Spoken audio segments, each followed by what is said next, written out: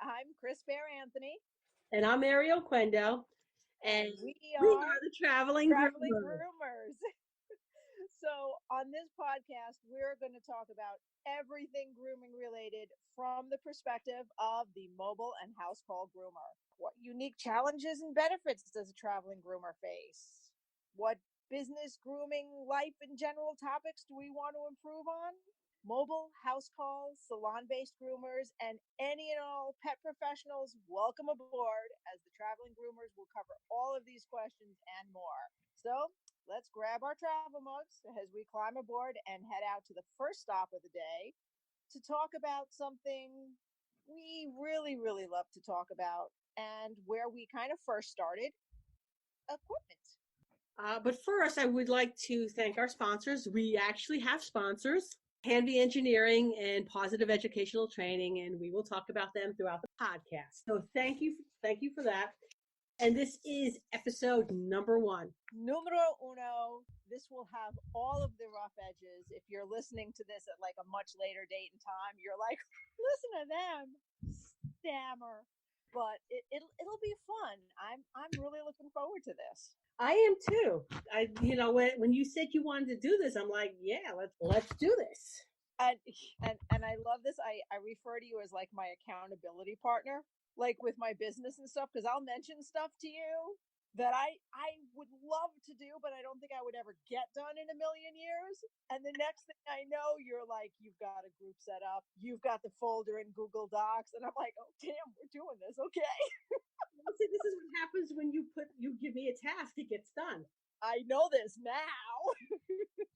You should have thought of that sooner, Okay, note for anyone listening, don't just throw crazy ideas you have at Mary Oquendo, because if she thinks they're awesome, they'll get done. Oh, actually, maybe throw crazy ideas at Mary, because they might get done. All right, so let's talk about some of our basic equipment. So I'm a mobile groomer, and Chris. I'm a house call groomer. I'm extra mobile, I like to say. So there's differences in what we have. I mean, I have places to put stuff, so I can have more stuff than Chris can. Right? I have a car. I have a car to put stuff. Okay. Yeah, but I don't have to go out to my car if I forget something. That's true.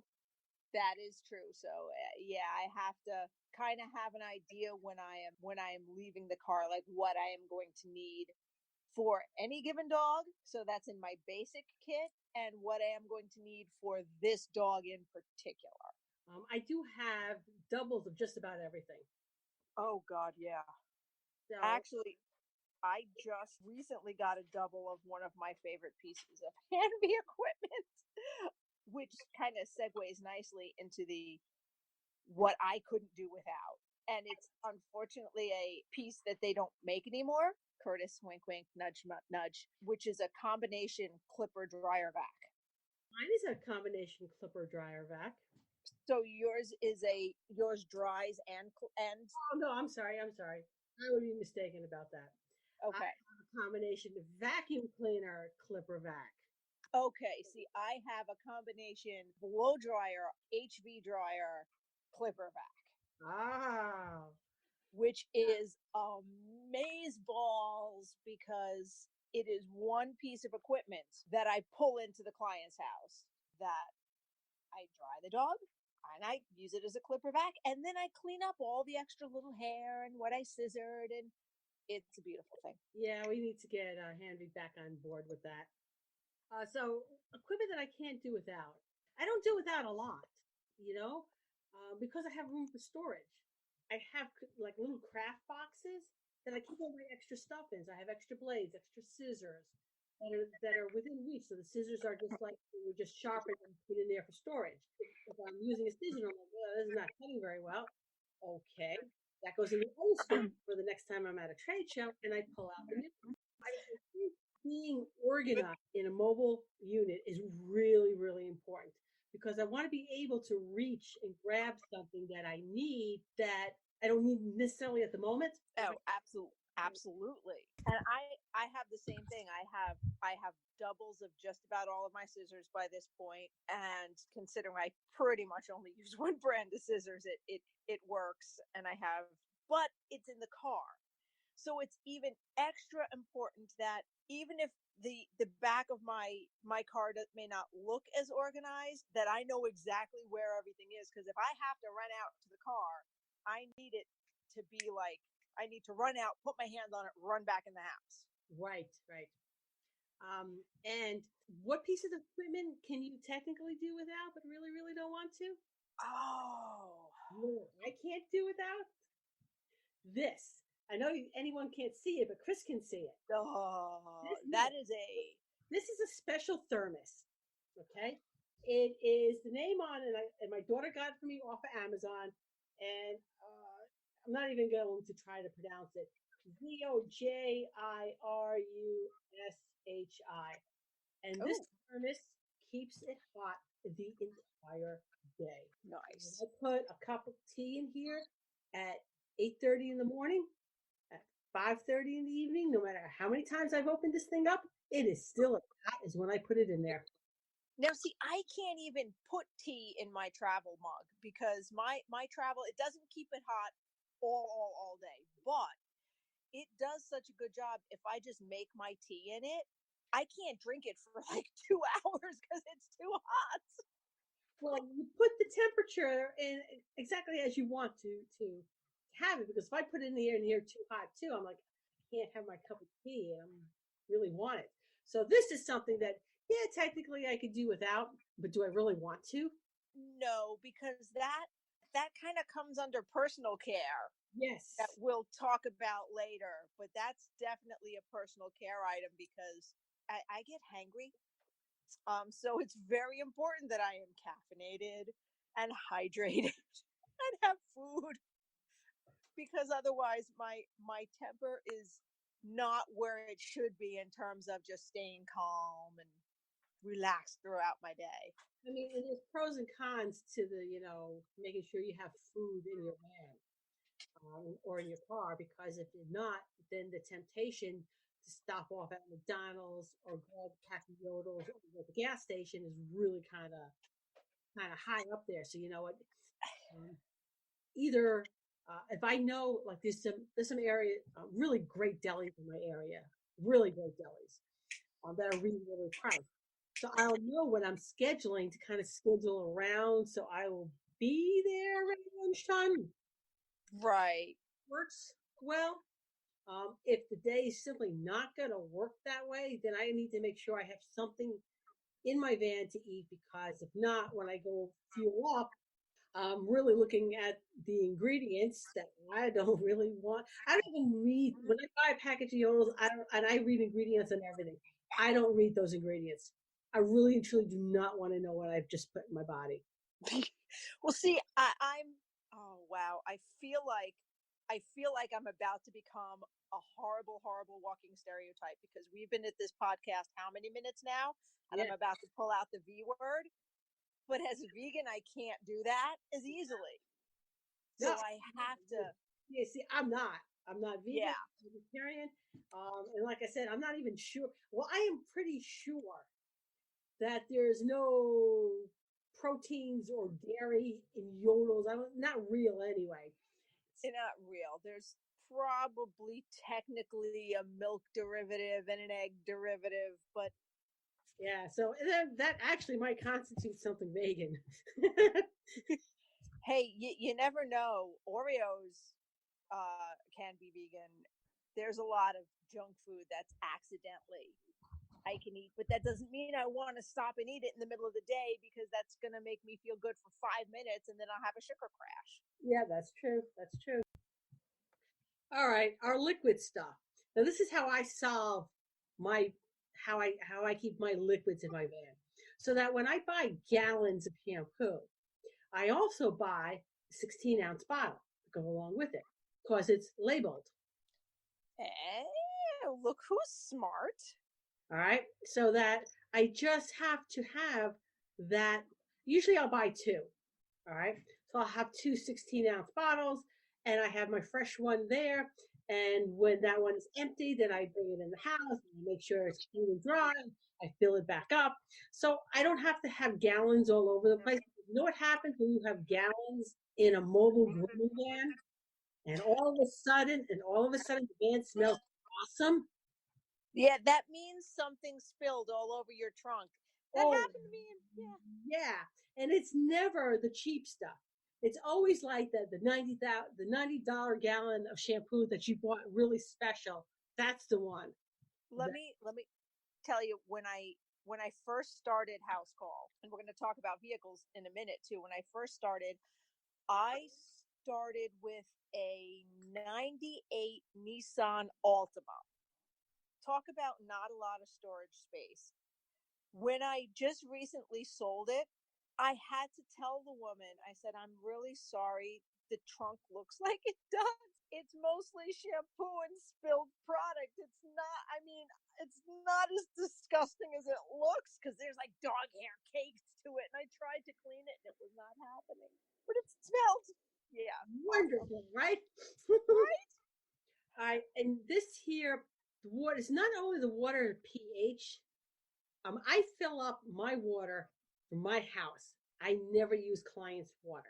And the reason for that is, and you don't have that option, but I do. Nope. I have all sorts of filters on my water system here in the house. All right. So I have pipes I have to be concerned about.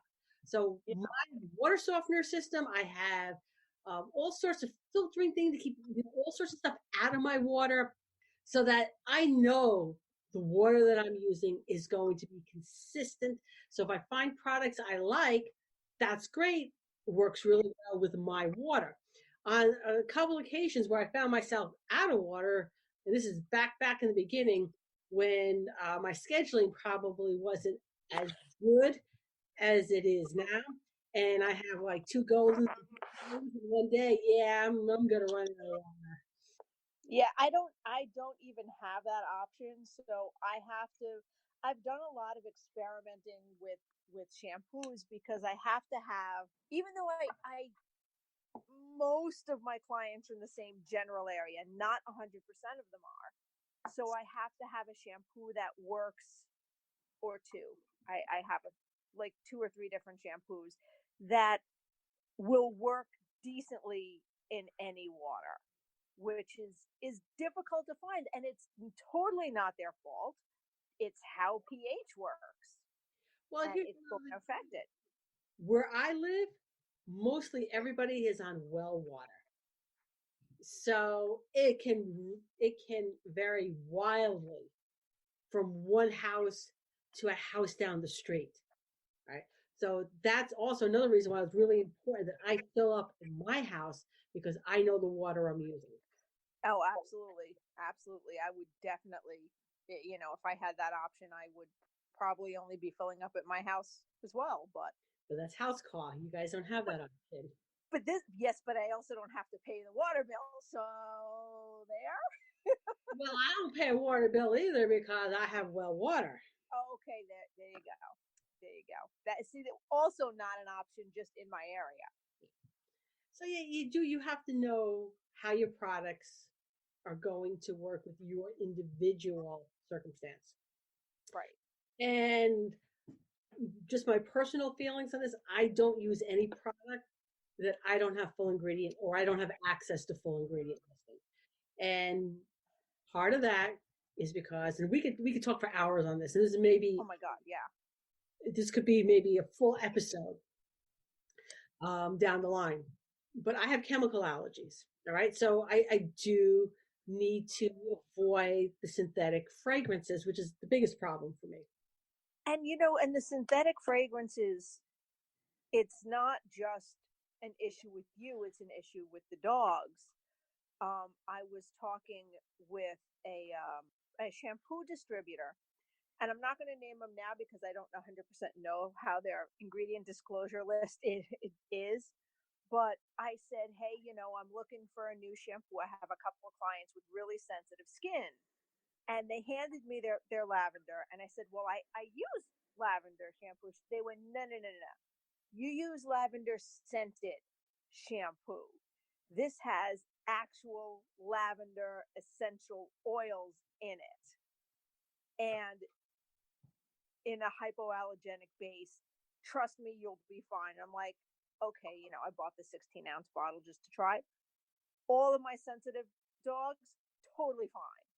Beautiful, clean, loved it. Now, of course, on the flip side too, it is fairly easy to have an allergy to essential oils too. Yes, that is, You and need, you need to know. I think as responsible professionals, we need to know what's in our products. So from this point, I'm going to turn people over to two places. On Facebook, there is Shampoos in the Grooming Industry. Is that the name of it? It's a great group if you really want to know about products and stuff like that. That's Kirstein's Reynolds group. And the second place I'm going to send people over to is to the Groom Pod. oh my God, Barbara does such a good job on this. I can't even. Yeah. Barbara Bird is probably my go-to person. Her and Kirstein Reynolds. If I have any questions about ingredients, one of those two. Well, I'll go to them first. We'll get the when we get it up. We will get the. We'll put the link up. We'll put the link in so with the on the website for that Facebook group. And then of course you got the Groom Pod discussion group, and that's Barbara Bird's. Yeah, either of those are great places for discussion. I want our Facebook page to be just as good in terms of discussion and shoot us topics and discussion about things, because we're fortunate that we've now got a lot of resources that we did not have when I was starting out. I started out in 2002. There was hardly anything. So our vehicles. Now I have done it all. I've done house call. Ooh, bet you didn't know that. I did not know that. What? How was that? For like literally like a day. Okay. While you were waiting for your van. Yes. You know? Okay. Seriously. I couldn't do it. I was ready to run out screaming from their houses. Leave me alone. You know? I mean, I'm so much better in a closed door with their pet and them on the other side of the door. And see, that's why I had my issues with corporate, and I think it was it's not you, it's me situation. Yeah. Because I like to say I don't have a problem with authority. It's incompetence I can't stand. Okay. So when someone who doesn't groom and who's never groomed tries to tell me how to do my job and what little things to do, and you can't have this dog so high up on the table because his head is higher than your shoulders. And I'm like, that's Zach. He's like my boyfriend. What are you talking about? It's just not a good fit. So my first fan was a generator, and I've had to plug into people's houses, which I absolutely hated doing. And it may be regional to my area, but I will tell you, every single house in this area falls under like two categories, because nobody has the right outside plug, which means I'd have to go into their house, go down to their creepy basement, plug it into the dryer outlet out there, and now I'm in someone's creepy basement. Oh yeah, fun. Or they've got the new mansions, and that plug for the dryer is in the center of the house, like near where the kitchen is. All miles of cord into their house, which becomes a trip hazard. And if someone trips over my cord in their house, that's my liability. And I really wasn't too prepared for that. I've also found that it would be hard to find a dedicated plug to do what it is I needed to do. So I've had a generator, and when I went and when I had to make a decision, either retire or get a new van, I went with Hanvey. And the reason I went with Hanvey is several reasons. Number one, it doesn't have a generator. They're expensive. They're loud. They go down. You're screwed because there's never any place close by, at least not for me. A place to get my generator fixed was like an hour and a half away. And because the mobile groomers are not their main source of income, it's the big trucks that are. My choice was to come in first thing in the morning. First thing in the morning, them 7 o'clock in the morning, which means I'm on the road at 5:30 in the morning to get out there. And then if they can't fix it right then and there, how do I get home? I'm an hour and a half away. Oof. And I actually at one point had a spare generator too, just so that you know. I get that. So I decided when I was getting the new generator with the new van, I did not want a generator. And I was a little hesitant at first about the inverter system because I've been in this industry a really long time. When I first started mobile, inverter wasn't even an option. It was generator, that was it. So the first inverters that came out were really crappy. I mean, they were really bad. You know, you have this in the back of the mind that they're just not, they weren't good enough. But oh my God, it's first of all, it's diesel. I'm hardly gassing up, dieseling up, fueling up. It's quiet. Oh my, it is, and I'm still doing the Goldens and the Huskies and the German Shepherds in there. Right? It's Yeah. just, you know, you just alter the way you do things. But the reason is when I decided 3 years ago to get the van, I was at APF, and and Curtis was there, and there were some other companies there, and I told them, and I was talking to them about what it is I wanted. Curtis listened to me, took what I had to say, and listened to what made it my van. Whereas the other company was like, "Oh, you can just pull the stuff out after you buy it." There was no discussion on it. This is what they provide, and this is how it goes, and that's it. And I've noticed over the last couple of years is that every time someone tells Curtis something, it's incorporated in the next mile. So yes, listen. The first piece of Hanvey equipment we bought, and this is one of those equipment I can technically live without, but don't want to. I was working in a small shop with my husband, and he was my bather. And we went to Intergroom, and I took the grooming classes and I sent him to the business classes. And I came out of the class, and he said, "I bought a Bathing Beauty. It's for me." Like, because we're buying all this stuff for me and looking at scissors and classes. He's like, "No, this is for me." And we bought a Bathing Beauty, and we bought, I'm putting my hands on it because now it's my dining room table. We bought one of those hydraulic tables, and Curtis himself helped us load it into my car to try to get that thing home. But he really does, and wow, recording at the end of a grooming day, these things are going to happen. But no, they're definitely in my equipment. I don't want to do without. Okay, so now what you have options are like I have a vehicle. I have a Yeah. specific vehicle for grooming, and it's not interchangeable with anything else.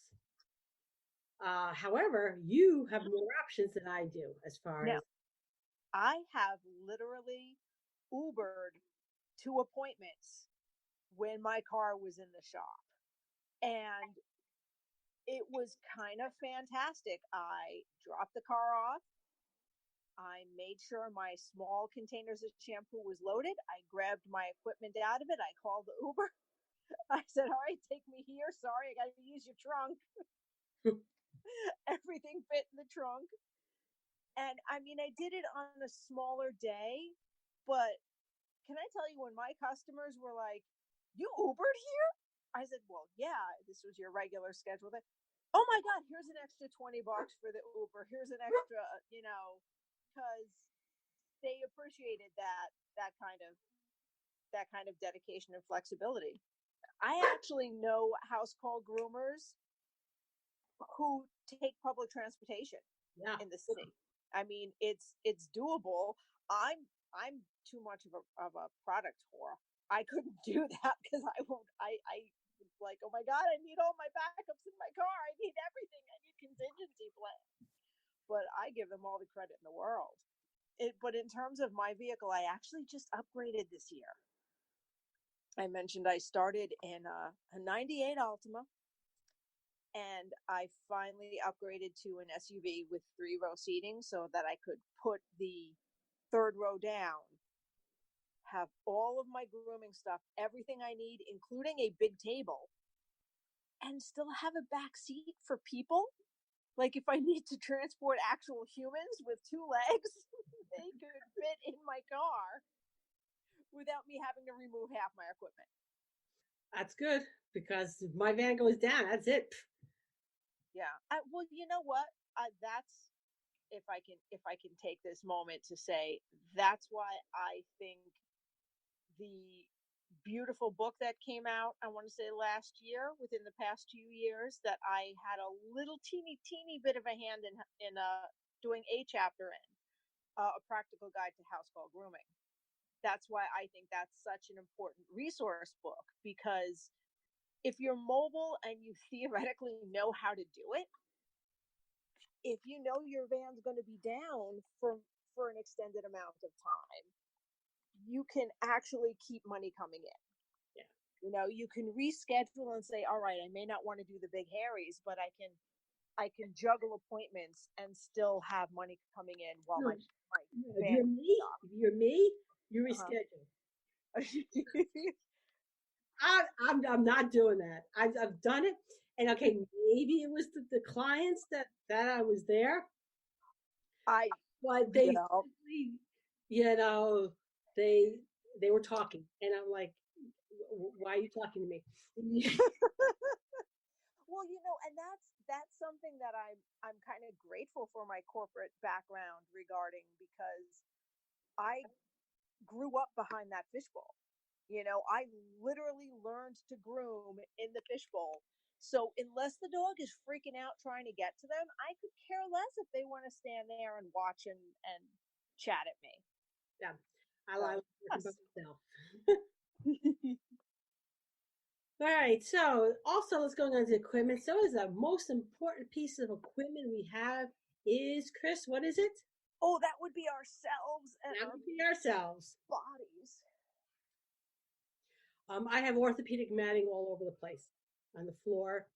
It's really important because I'm standing there. Um, Yeah.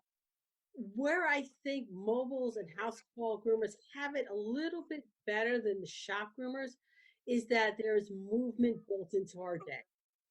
Yes, that is a huge thing that when I've been doing a lot of research on ergonomics recently because I'm giving a class at Atlanta Pet Fair called Ouch, Don't Do That, That Hurts, on ergonomics and grooming.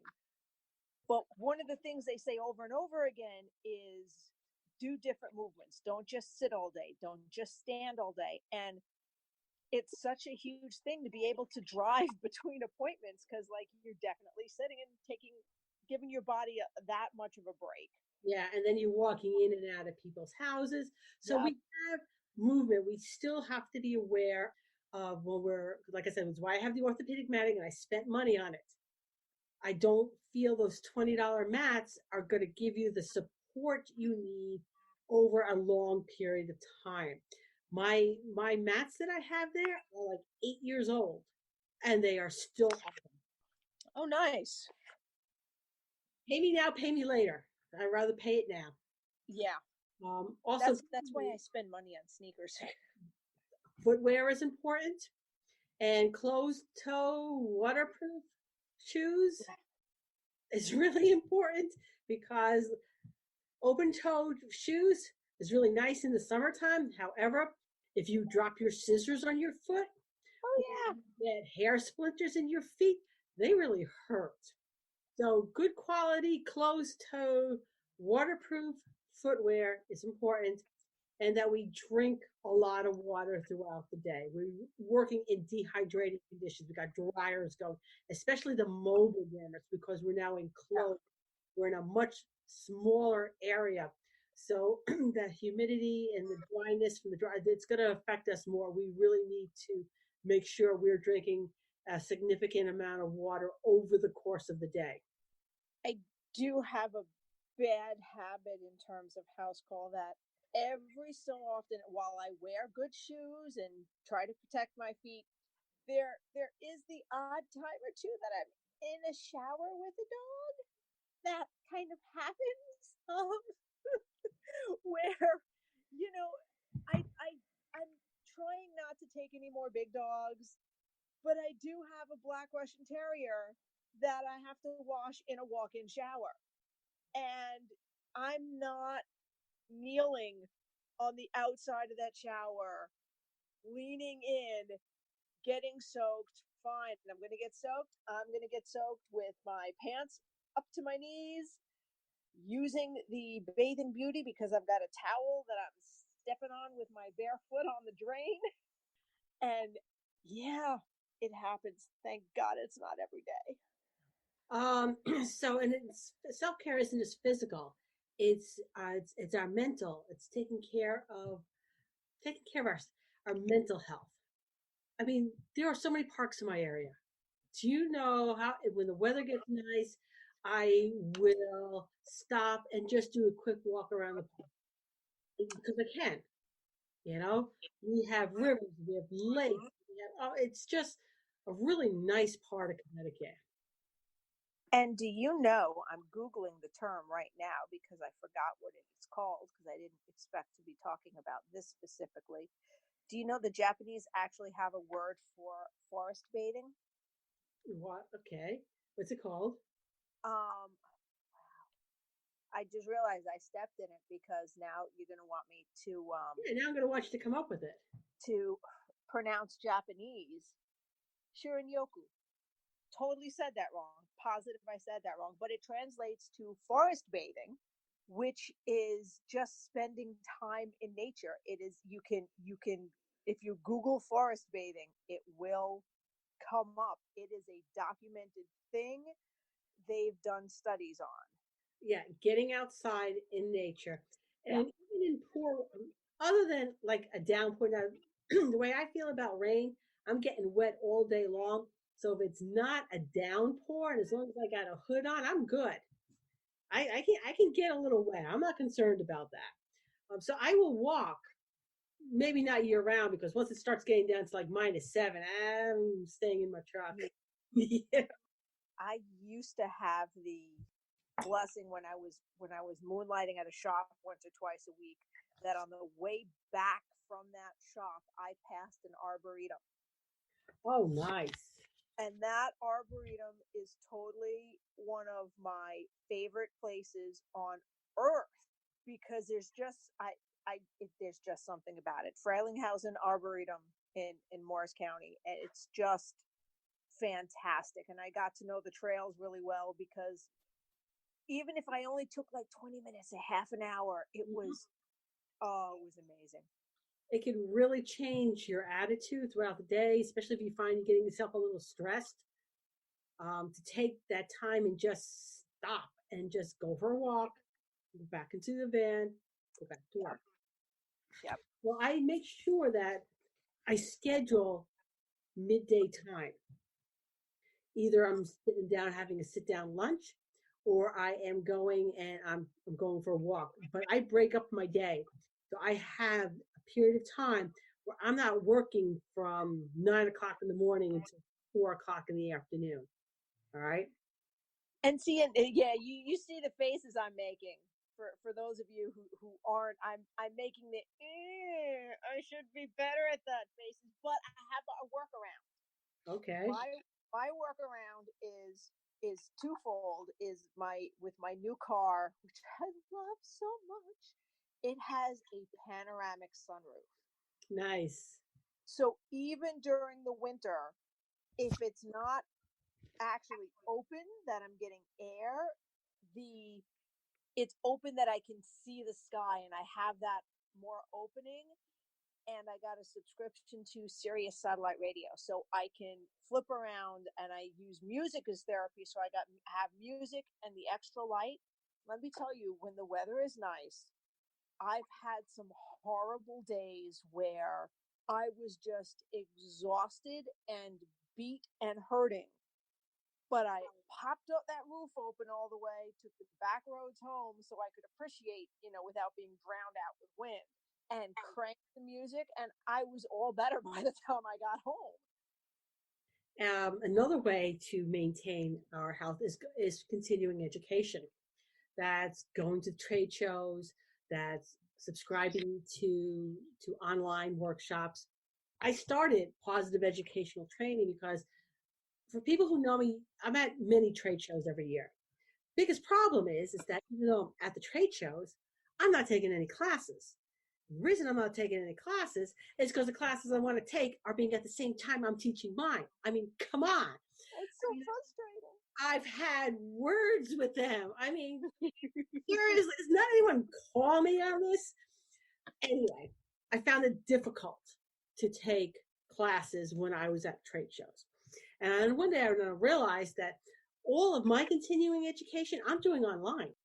Everything I do was online. I would sign up for workshops. Some were good, and some were excellent, some were terrible, but whatever. And I just knew that I'm not the only one in this boat that you know it's hard to take education, and so which is why I started positive educational training in the first place, so that I could provide online workshops at your convenience. And Chris here is a very happy member of my positive Oh, training. I have my headphones in all day, and I love being able to listen to things as I groom, and I feel like I can engage my mind because there's some grooms that you're doing a lot of thinking on. If it's a breed standard cut you're not as familiar with, or you're trying to do something, but after you've been grooming for a while, I want to say a good 75%, you're on semi autopilot. You're not full on autopilot because you are, I do pay attention to the dogs, but having that extra bit in my ear and being able to log on to a class, and I feel I'm less susceptible to burnout if I'm keeping my mind occupied, if I'm keeping up on my profession, if I'm learning new things. It doesn't just become a rote activity. It takes me out of that autopilot. I love it. Yeah, so we highly recommend doing some form of continuing education and as much of it as you possibly can. And you know what else actually is a really good form of continuing education? What's that? Podcasts. Podcasts. Yeah. Podcasts are great, especially when like they're two kind of cool women that you could hang out with that sound like they're just chatting, Yeah, yeah, yeah. you know, Nothing like self promotion. We're good. We're good. right? There, hey, every so often you have to say if you don't do it, who will? Who will? Who will? All right, let's maintaining our equipment. And I've always said this clean, well maintained equipment lasts longer. Therefore, will save you money in the long run. Scissors stay sharper longer, blades stay sharper longer. Dryers will last longer when you're cleaning the filters on them on a regular basis. Yep. And so make sure you maintain your equipment. Also, my customers see pretty much every piece of my equipment. It's not like I can hide anything. If I'm bringing everything into their house, very often they're in the same room or on the other side of the kitchen. So, if I pull out a clippers that are duct tape or stuff that's covered in hair and looks dirty, they're going to be like, Ew. ew, and they might not rebook their next appointment, suddenly. So yeah, it's very important. All right. I will usually drop my equipment off at trade shows because I'm at so many of them every year. So I make sure I have enough equipment to last me throughout the year, including taking into consideration I'm probably going to drop things, which is also really good to have the orthopedic matting because more likely instead of orthopedic matting, and that I think with mobile and house call, we have to be more flexible and be more out of the box. yeah. Where's the craziest place you've gone to get something fixed? God. A lot of times I'll be calling my husband. Did you leave for work yet? No. I'm on my way home. Uh-huh. See, I'll be late. I don't care. Yeah. I can't quite do that because my husband is fantastic at many, many things, but I swear he's got gremlins, and he's even said, he's like, "Look, I'll try to help you, but if I look at a screw too hard, it's going to get stripped." It's Oh, my husband is awesome with that. He could fix anything, even if it's just to get me through the rest of the day. Yeah. Oh my God. So yeah, he's I'll call him up. I'm like, I'm on my way home. And it's like, oh God, what happened? So The two oddest places I've used for emergency equipment repair. One isn't so odd, which is a vacuum repair shop. Okay. Because especially like the old Canine, well, they're not really old. They still make them, but mine was old, are basically old canister vacuums that blow instead of suck. So I've gotten those repaired at a vacuum repair shop, and I've actually got my R2 unit, which is the combo dryer clipper vac, because it has like little circuitry inside, and it's going in and out of trunks. A little wire came loose, and I opened it up, and I found what the problem was, and I just needed a wire soldered. Like literally, that's all I needed. I could point to the person and say, I need this soldered to that. And I called a couple places. I finally took it to a computer repair store because I went, they solder motherboards. They've got to be able to do this. I've had a client drive me to Sears, pick up a new battery, come back to his house, and then he installed the battery for me. Oh, that's brilliant. So sometimes our clients can be really good too. Oh no, I had a client drop off my piece of equipment at the vacuum repair shop in town because I called and it was just the one in town, and she's like, I can drop it for you, and I'm like, that would be fantastic because then hopefully by the time I'm done with everything else here, I can pick it up. But And here's another thing too. Equipment needs to be secured because if it's not, it's going to fall, it's going to break. All right. I have had I keep the sterilizing units in my van. ooh, those are nice Those are really nice. Unless of course it's not secured and you stop short and it goes flying. because that's a lot of glass. That's a lot of glass. Okay. Oh, Yeah. So you want to make sure your stuff is securely in place. When I had the first van, I also had a stand dryer in there. And I would lay the stand dryer on the floor before I leave. And if I didn't lay the stand dryer on the floor, you know where it was when I got to the next appointment? on the floor. On the floor, yeah. So make sure you secure your stuff. Now, here's the thing. I have been mobile since 2002, and I came from corporate as well too. And I'm really used to the way I do things. And I honestly and truly, at this point, would rather work for McDonald's than work for a grooming shop. I honestly think I could not go back into a shop. I would be, I would make the owner insane because Oh, I've made my bosses insane. I know I have. I would make the owner would be insane. Okay. Probably would fire me after 2, 3 days. Okay. Because it's not the way I do things. This is how Yeah. I do things, you know. But I like my flexibility. I like I can take off whatever days I want. Nobody knows what days I'm off because I don't have a brick and mortar store. So if I want to take a week off and go someplace, I take a week off and I go someplace. You just don't book. You know what? And you could tell your clients you're on vacation that week. You could say, oh, I don't have anything available that week. I'm Exactly. sorry. This is what I have available. I would be lying to myself big time if I said I could go back. I mean, if it came down to feeding my family, I probably would. But the only reason the past couple of times I went back to corporate, the only reason I lasted as long as I did was because I knew that I would get left alone. That they're like, yeah, that's Chris. She's been doing this for a while. Just let her do her thing, Yeah, and just we should have do like things. little boundaries around us. Those the pens, the X pens. Yes, Walk around with X pens around us. This is my space. this is my Don't come. space. Don't come in my space. And it's like, corporate's going to be here today, so yeah, fine. I'll do it today.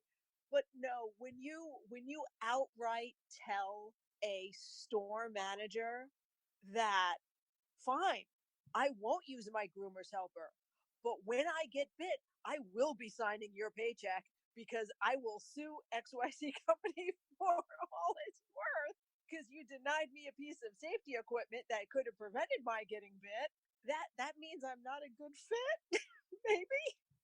Which I did in a salon meeting in front of the entire salon. Maybe not the smartest thing I've ever done. No, my only issue with corporate is everything is across the board. Yeah.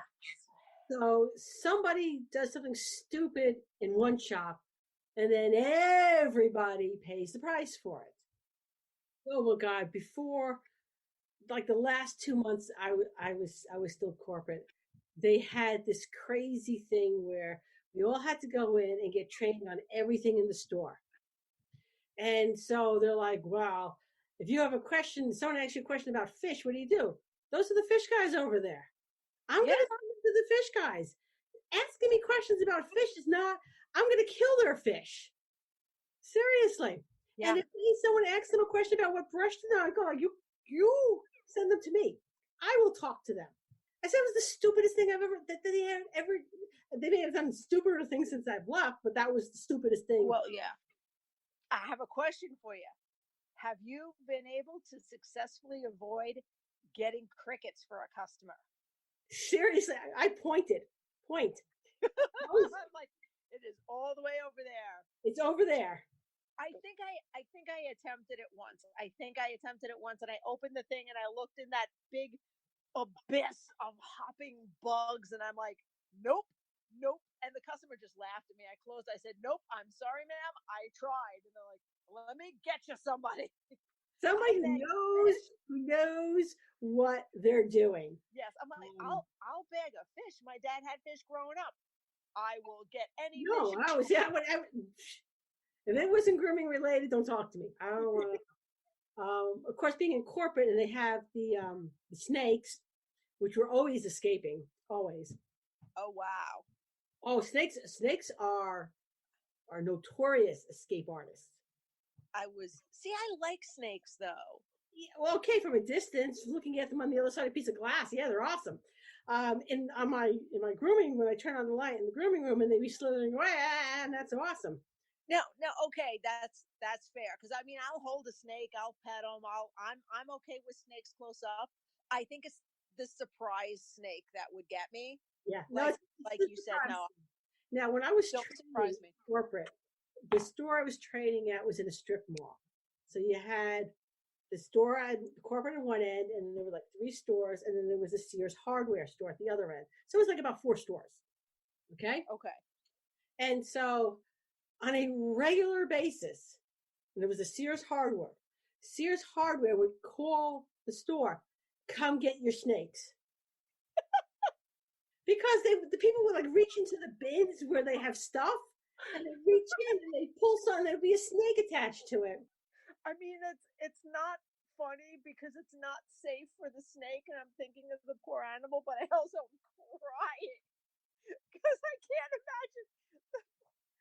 I was in the store training when the phone call came in, and I'm like, they got you on speed dial, don't they? That's yeah.